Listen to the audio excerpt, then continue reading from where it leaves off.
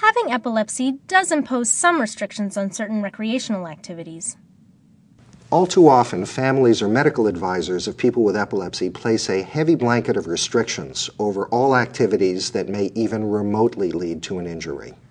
While reasonable precautions, like not allowing someone with uncontrolled seizures to fly a plane, are sensible, excessive restrictions can take the fun out of life and further stigmatize a person with epilepsy.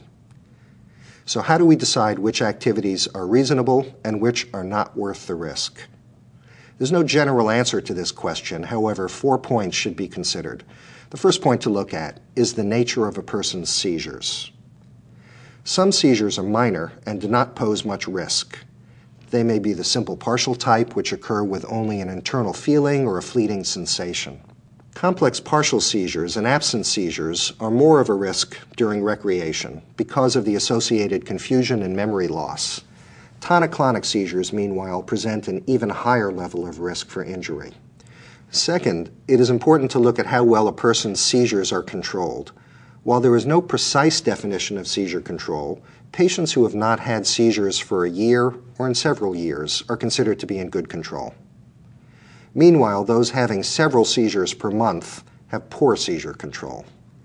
But boundaries are imprecise because even after years of being seizure-free, another seizure is always possible. Third, the risk level of activity should be considered since different recreational activities pose different risks. People with seizures usually can participate in low-risk activities even if their seizures are not in good control, but a medical care professional should first be consulted. Some popular low-risk activities are running, bowling, golf, baseball, basketball, soccer, and volleyball. Medium-risk activities may be done if seizures are mild or infrequent, but of course review your individual circumstances with your medical team.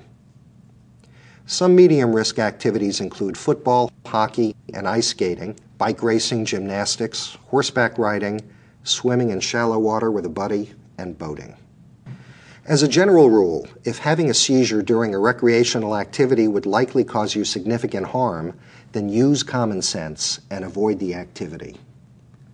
High-risk recreational activities include hang gliding, motorsports, skiing, competitive skateboarding, mountain or rock climbing, and scuba diving.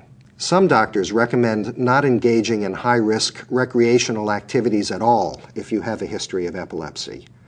But at the very least, a person should not participate in high-risk recreation unless he or she has been seizure-free for years. A final consideration when determining what recreational activities are safe for a person with seizures is the risk level that the person is willing to assume.